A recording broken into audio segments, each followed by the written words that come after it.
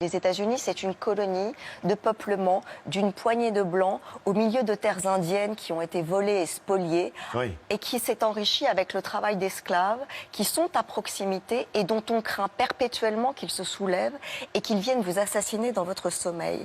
Et donc, cette peur eschatologique des fondateurs de l'Amérique... Elle est toujours là. Elle a été entretenue, elle est en filigrane. Les Américains sont une nation profondément vulnérable parce que les Blancs ont toujours l'idée qu'on va venir les déposséder. Hein, c'est le thème de la jérémiade qu'on retrouve dans toute la rhétorique politique américaine. Essayez de conjurer le fait que les minorités viennent vous prendre ce que vous avez alors que vous les méritez. Et c'est... D'où le second amendement, vous avez parfaitement raison, d'où les milices de vigilantes. Oui, ça c'est très frappant aussi dans l'actualité quand on voit par exemple qu'il y a des milices qui ne se cachent même plus, qui se revendiquent visage découvert. C'est un droit constitutionnel. Oui. C'est un droit constitutionnel. Vous avez instauré l'ordre. Vous avez entendu que les deux policiers qui ont tué Breonna Taylor, une femme chez elle, dans sa chambre, n'ont pas été poursuivis par la police, que Trayvon Martin a été tué par un vigilantiste, que Ahmaud Arbery en Géorgie a été tué par des gens qui sont autoproclamés protecteurs de la nation blanche.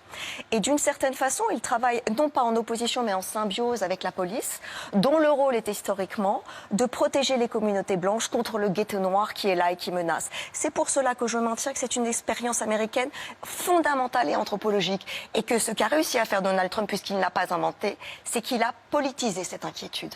Il a... Il n'est pas si bête que ça alors. Hein. Ah mais personne n'a dit qu'il était très bête. Je conteste en revanche l'idée selon laquelle il est un peu aussi. Ce sont des gens vulnérables parce qu'ils n'ont pas d'éducation et qu'ils ne comprennent pas, qui de façon viscérale ont parlé avec leur tripes en 2016. Bien au contraire, il y a beaucoup d'intellectuels qui ont conspiré à l'élaboration de cette idéologie.